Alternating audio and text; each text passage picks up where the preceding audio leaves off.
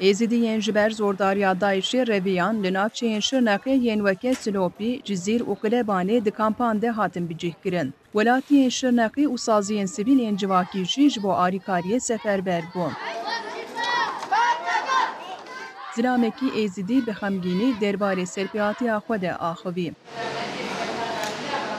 زحمت مشنگال هاتین و فرمانا مرابو و کنه دومدا و کچکو جن گردن و برین و سلاح علما نبون و کشتین و زکی جنادران و زارو برین و مال مثالان کرین و گندت حربا همون مور هات نشتم ریکی ده سراس ببین مالا ما خرا کرین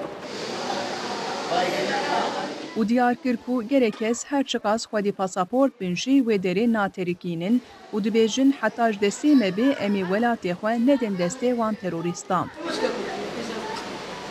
وی دری پاسپورت اینه که های بینش خون ناینش بر شری ناین بیام ترک قجی وطنی خونادن امی شرب بیم جحش پیس را ما ام بکوشیم ام ترک وطنی خونادن ما هم بکوشیم بخالین یا بلا ما بخالین یا امی وان خالین لیکن ما یکی تفینه.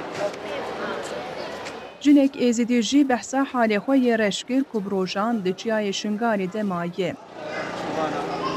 ام هم بقاچاقی هاتین خودی سه روزا لنگه ما ورمین ام 25 ساعت مشیان و بجام 8 روزا جای شنگالی دمان Her çi qas anha rewşa wan baştir be jî dilê wan hîn jî nerehet e. Dixwazin di demê Kurd de rewş sererast bibe û vegerin mal û halên xwe yên berî.